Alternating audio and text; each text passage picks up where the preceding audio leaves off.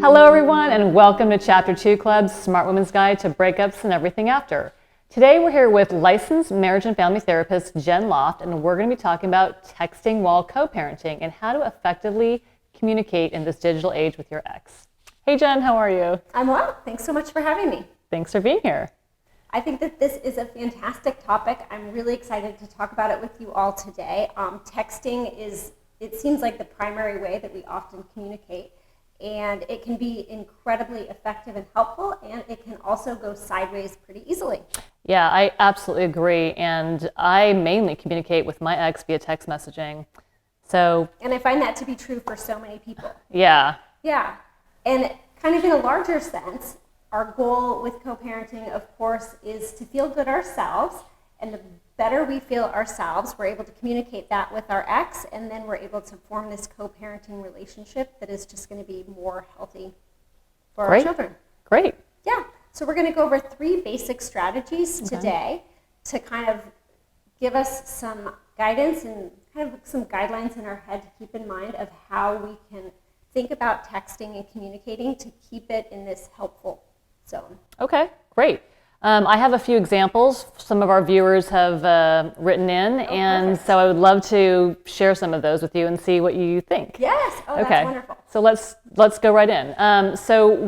One of the viewers had talked about an incident where her ex is always showing up late for the kids' swim practice or taking them to swim practice late. And so she kind of had this text trail with him basically saying, you are always getting to the swim practice late, you know, and what should she do about that?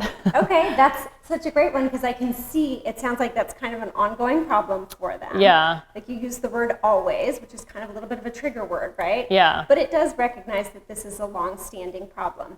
So it sounds like, trying to frame this message to him in hopes of having him bring the kids to swim practice more on time. Yes. Yeah. Okay.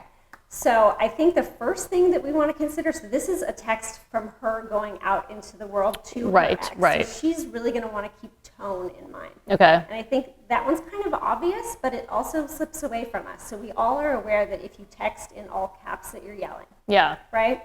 And I'm aware that when I'm sending texts, I'm very conscientious about creating tone because otherwise there isn't any. So I'll end up using like emojis and all these happy faces and things like that, just to make very clear that like this is a friendly text. Okay.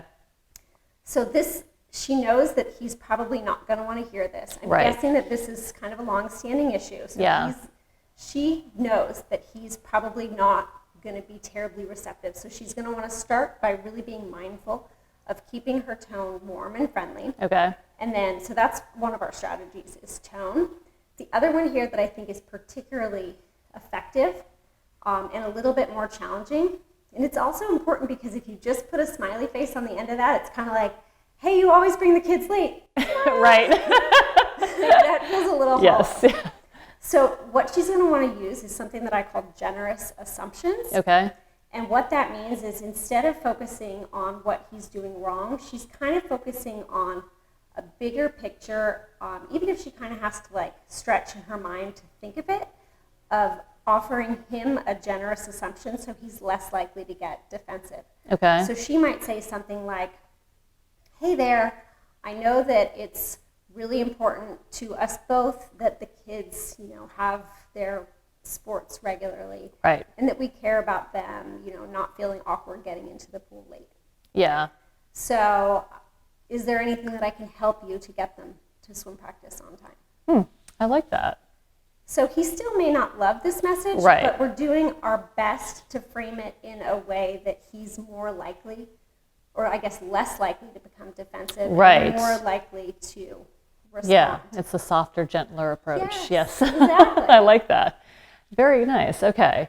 Another one of the examples we got from one of our viewers was she was going to take a trip and she wanted to take that trip with the kids during his custody time. And she basically said, hey, I'd like to take this trip and it covers your custody. can I take him? And he was basically like, hell no. So how does she deal with that?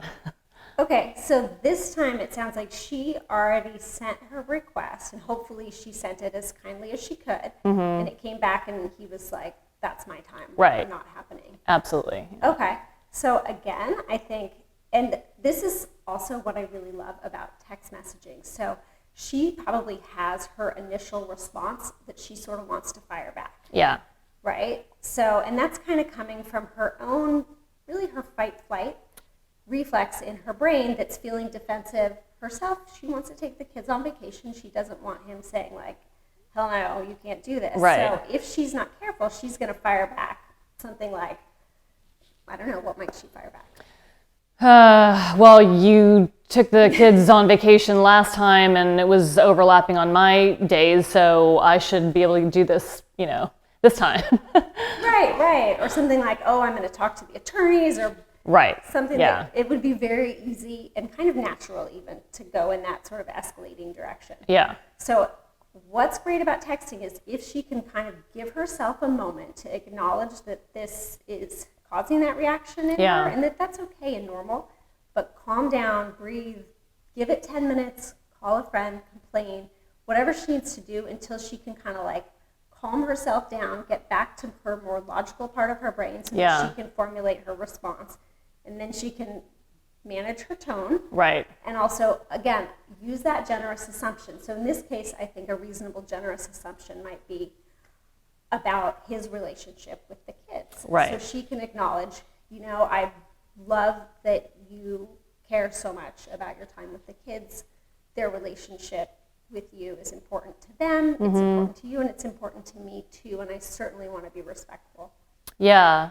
Yeah, I can see how it's so easy just to like jump in and respond right away when you get a Right. text message from somebody, especially your ex, and then Yeah. wanting to just like be on the defense. Right? And, Especially when it yeah. hits into one of these issues that you kind of have had this pattern of challenges. Yeah. with. Yeah, so taking that time just to kind of check in with yourself, give it a few minutes, and then think of a good response and then Right? respond. Yeah, Exactly. I like that too. And texting lets us do that. It would Yeah. it would be a little harder to be in person. Like, give me a Right. That's true. That's a good point. One of the other examples or questions that one of our viewers chimed in on was a text message that she received when she was wearing a new handbag, and he saw her. And he later had texted her and said, "Nice handbag that I bought you." Oh, no. So she got a little bit defensive on that and didn't really know where or how to respond to that one. Oh, for sure. That's a great example. Because I can see, like, it's almost like he's fishing, Yeah, right? And he put this bait in front Yep. of her, like, Yep. this handbag that I bought you. right. Her response, I imagine, if she doesn't sort of think it through, is going to be, well, kind of getting into this whole issue around money and who deserves Exactly. what, and we don't really want to go there, Yeah. right? So he's baiting her. He's fishing. Oh, totally. Yeah. And it's going to be in her best interest, and of course the kids as well, to find, and I'm guessing this has happened before, so come up with some sort of pat response where she doesn't really have to like come up with it fresh each time. So maybe she can say like, moving right on, Yeah.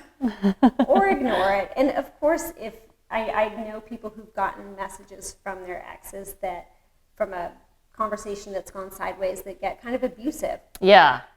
Especially with money. Yeah, And it can be control, around so yeah. many, money, control, gosh, there's so many different things. So once it's gotten out of the realm of co-parenting and really into this just non-helpful space, Yeah. it is nice to have a pat response, like that you've kind of pre-planned for, like Okay. when I'm not going to respond to messages like this, Mm-hmm. but I'm ready to talk about the kids when you're ready. Oh. And then leave it be. Right. But short, to the point, very simple. You're not trying to get back or escalate. You're just saying like, I'm not going to respond to Yeah. Yeah. And it is, again, so easy just to get all riled up and Oh, just for want to just sure. fire right back. Oh, yeah. absolutely. And that's totally natural and normal. Yes. And it is. It's because your brain is responding from that defensive place. Yeah.